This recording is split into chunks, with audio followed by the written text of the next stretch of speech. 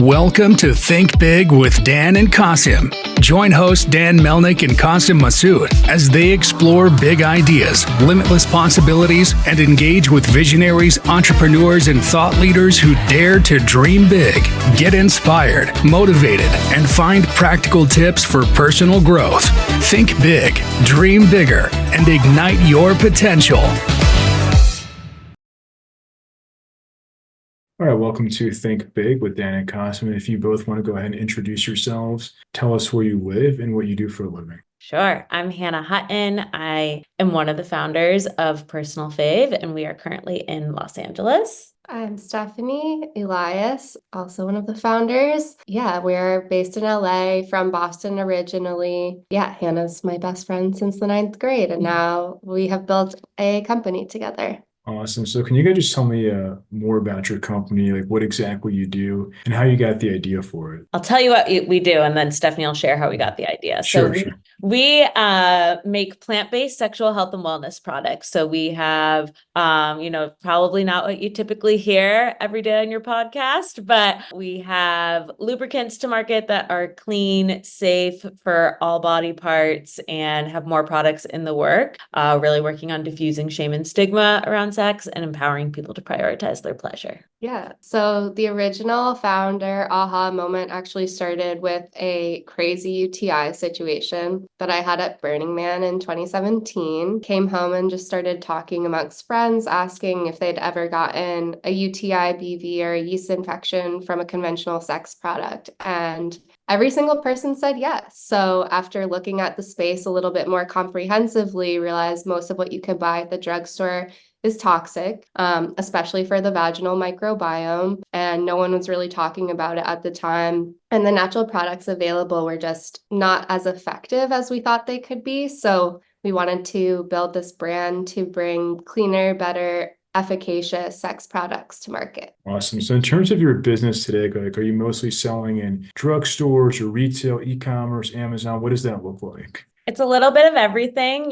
We launched with D2C, so direct to consumer, in February 2021, and slowly brought on distributors, smaller wellness shops, but we are pretty bootstrapped to date. So to get into the Targets and Walmarts of the world, it takes a little more in terms of our revenue run rate. So based off our different backgrounds, we're really growing this business lean in a strategic way to make sure from a profitability standpoint, we're doing what's best for the brand, and also just making sure we grow with our customers and they grow with us. So what did I miss? Yeah, so besides D2C, we've been with Goop since our launch year. So we're sold online and on all of their brick and mortar locations, which is amazing.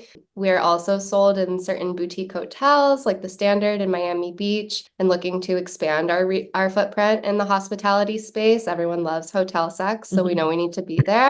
And then, yeah, as Hannah mentioned, we're gearing up for a broader big box play. It's very exciting. We've been fundraising to make sure that we can handle it. But yeah, have been in early talks with some of the bigger brands and stores that we all know and love, like Sephora, Ulta, Walmart, Target. And then hopefully we'll go further into drug and mass as our production can handle it, and quite frankly, our cash position. So do you guys view yourselves as more of like a big box store product or more of like a convenience store, like a 7-Eleven or places like that? I think we have the champagne problem of being both, which is part of our own brand positioning that we need to continue to tailor, but certain products from our line can cater to certain things. So our water-based formula was published in academic journal last fall for sperm motility, so advances in reproductive sciences. And so we could be in the family planning aisle in Target or CVS, but we also could be, near just condoms and traditional lubricant and other drug and mass retail. But we are trying to flip this industry on its head. And that's why Stephanie was alluding to things like Sephora and Ulta, because what if we looked at our sexual health and wellness as a pillar of self-care and beauty and empowerment? So it's really fun. We're at a luxury being so new as a brand to play and figure out what works best. Makes sense. In terms of your D2C channel, like what have you done? Have you like run ads or like how have you really gotten in front of new customers? So in our space, it's actually very difficult to run ads unless you literally have cash to burn. So we spend a very conservative amount on Google ads and keywords for SEO. However, we don't run traditional ads. So when investors ask us our CAC, we're like, don't know. So in terms of reaching other people and getting new customers, digital is big for us, just social. So, we're a small but mighty team, but our Instagram seems to be working regardless of facing a shadow ban continuously since we launched. TikTok is something that we've tried to bolster, but it hasn't proven to be a big push for us. We've also done a lot of influencer gifting since we've launched. I think gifting and seeding has been one of our biggest tools, as well as just honestly handing out our small minis at events. In-person events have been major for us. Hannah and I are honestly people, even though I'm a little bit of an introverted extrovert, but from a brand I'm an awareness. extroverted extrovert. Yeah. But from a brand awareness play and from like that intimate, like kind of educational moment and touch point, it's been really fruitful for us to actually be forward facing in that manner. I know some brands are just fully digital, but for us, we have to be out in the open, especially considering we launched a little bit mid-pandemic in 2021. So in-person has slowly been coming back since then. So we're grateful. Additionally, opportunities like this, podcasts have been a great avenue for us. They don't have as many restrictions that Meta has on different platforms throughout their social media. So whether we're guests on a podcast and we offer listeners a discount and educate them about our wonderful products, or just have been podcasts that we've been really friendly with that they will talk about our products weekly on their show. So really grateful that this platform exists and is so vast. For sure. So what would you say is like the biggest challenge that you face in your business right now?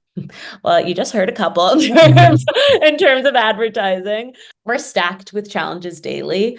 The CPG space is hard, generally speaking, as well as fundraising and understanding that funding goes to less than 2% of funding goes to female founders, even less if you're women of color too. So fundraising, no matter what your industry is always going to be a challenge as a female founder. Put on top of it your CPG. And on top of that, it's something that can be considered taboo. So we really signed up for quite the challenge, but it's motivating. It's not only is it motivating, but it's really fun and encouraging to educate people too, because you don't have to educate people about buying Kleenex or buying apples. They know that that's stuff that they need to eat to be healthy, or blow their nose when they're feeling sick. But understanding to educate the consumer on why this product might be wonderful for them is, there's a learning curve with that, and that the education presents challenges sometimes, but it's really fun. For sure. So obviously now we're just starting Q2 of 2024. So for this year to be successful for you, like what are some of your biggest objectives for this year? Okay, there's definitely a few that I think we see as like big milestones that we'd like to hit this year. Signing on with at least one bigger box retailer is definitely top of mind and will change the nature of how we distribute and market our business. Also, fundraising would be great. It's just been such a challenging market to navigate. However, we are grateful for our existing investors that continue to help us and support us along the way and put in even a little bit more cash on top. However, garnering like that larger check to signal that we're a brand that's going to have staying power and deserves, honestly, that shelf space is going to be instrumental to our growth. On top of that, it's important that we set and celebrate mini milestones as well as a small brand. So even today, looking at our Shopify, I saw someone placed their third order with us, and I was like, yes, like we got this. Like, it's so fun to see how the consumer behavior continues, what their lifespan is, and just the types of stories we get from our customers and the ripple effect that an industry like ours has. So we need the money, we need the placement, we want to grow, we want to scale. But since we are so personal, we're called Personal Fav, no matter how big we get, we want this sensation of feeling connected to our consumer. And we've done a really good job of that so far. For sure. So how do you measure customer lifetime value just to make sure that your customers keep coming back and buying more product from you? That's a great question. And to the point of measuring such a small business, we launched our first SKU when we launched, so the water base, and then our CBD oil base didn't launch until a year after. So to really normalize that data and understand the lifetime value of a customer, it's hard to understand, like the person who placed their third order today, first order was in 2022, and then they've placed 2 orders in the last 60 days. So it's really, with a product like ours, it's great to have consumables because you get the repeat purchase, but we don't know someone's personal intimacy life to understand the cadence of the repeat. We have no shame in asking people of what that looks like. But I think what would be really helpful for us in the future as we launch more SKUs, what we've discussed is offering subscription to see what our consumers respond to. Is it monthly? Is it quarterly? Do we give them the option? So that's a long-winded answer of, I don't know. For sure. Yeah. So Yeah, I do think as we launch some of our next SKUs, we'll be able to calculate that a little bit more mathematically. But as Hannah said, I think testing with subscription will be a really big moment to make sure that we fully understand what our customer wants and is looking for. makes sense. So obviously nowadays many companies use high-level technology like AI. So do you guys currently use AI? And if not, where could AI maybe come in and add more value to your business? AI is tricky. It's obviously here to stay. I think there's a lot of different opportunities AI can be leveraged and used, whether it's through, this is really low level, but ChatGPT to write blogs for our blog post. We've done it. It's great. Sometimes I'm like, whoa, is the bot smarter than me on my own topic? But so that's fun from a low level standpoint. There, as we continue to scale and grow, I have a background in customer experience. And so there are ways that you can outsource to AI, but there's so much human labor that goes into like training the AI to understand the consumer. So it's hard to know what would be best from marketing, customer experience, way down the road, if we get into hardware, there could be some crazy AI toys. I don't know, but yes, AI is here to stay, but we proceed with caution because I think there's a lot that needs to be trained because AI needs to learn too. 100%. So what would you say is like the one biggest piece of advice that you wish you knew before you started this business? Only one? So Hannah refers to some of these things as excellent mistakes. If I had to call one out that I feel like I feel on a daily basis is I really do wish we had raised a little bit more money before going to market. I see that as just an advantageous thing for anyone in a capital intensive CPG business is really forecasting what the full needs are, given that inventory turns are unpredictable in the early days, and especially to evaluate also like all of our big, bright and shiny costs at launch. Like, I don't know, that's my big one. This we knew going into it, but I feel it's important for all first-time founders to know. A no now is not a no later. So whether that means a store you're going after, a customer you didn't get, an investor you didn't land, just because they said no now doesn't mean they won't say no again when they see your growth and success in a few months or a few years. And so you have to, as hard and discouraging as it can be, like the gumption and the conviction to really feel passionate about what you're building. You can't lose sight of that because they'll notice and it'll eat you alive. 100%. So if we're going to have this conversation again in 1 year from now, where do you see things going for your business? I love that question. Oh my God, are we manifesting right now?